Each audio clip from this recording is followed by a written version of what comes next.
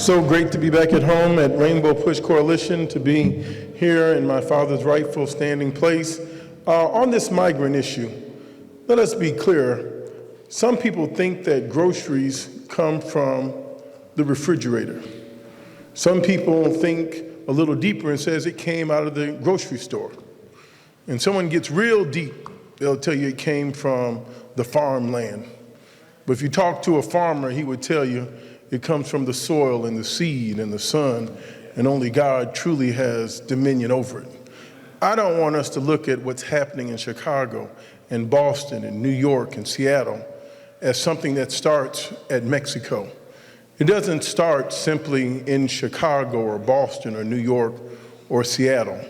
This has to deal with America's foreign policy. This doesn't start as a policy of Mexico. So where are the migrants currently coming from in our country? The migrants are coming in large part out of Venezuela. And I shared with people earlier this week, it's 2,499 miles a drive from Chicago, Illinois to Caracas, Venezuela. You don't need to fly to Venezuela. You don't have to take a boat to Venezuela. It's on the same connected landmass. You can go through Mexico, onto the Pan American Highway, straight across Colombia, up through Bolivia, maybe go through Peru if you want to, and be right there in Venezuela. So what's happening at this current moment? The United States, the world's largest economy, has a boycott on Venezuela, saying that we will not purchase their oil. Then they upped the ante through foreign affairs and created sanctions and took the Venezuelan economy off of the credit payment system. So they're a country that cannot trade in US dollars, which means they have been systematically cut out of 80% of the world's commerce.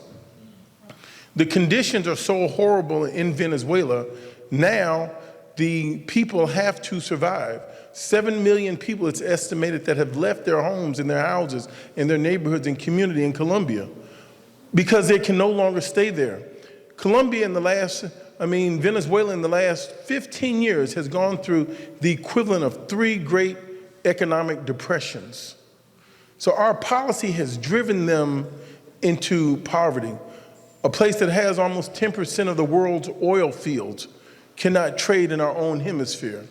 Well, guess what? We have not recognized an ambassador to Peru. We've not recognized an ambassador to Guatemala. We still don't have an ambassador from the United States to Cuba.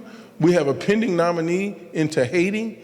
I'm telling you, our foreign policy has failed. And we are driving people away from their homes. I checked the sheet yesterday. We have 26 ambassadorships that are unfilled. We do not have an ambassador, Dad, that has been confirmed to Egypt from the United States. We do not have an ambassador confirmed to Israel, confirmed from the United States. Things that have been held up in the Senate. So while I see our Secretary of Defense going in to stand by our ally in Israel, as my father told me, we want to have a strong defense as well as strong diplomacy. We don't have diplomats on the ground. So we're leading with our Department of Defense, but our diplomatic corridors have not been filled. My friend and yours, I love to see fathers and sons. I love to see families come in here. Brother Hatch, it's great to see you with your father. Stay close. You can learn a lot. I know you're smart, but you can learn so much more. You hang out with your dad as very much as I have. And I invite all of you that are in television and radio land, bring your children out to Rainbow Push.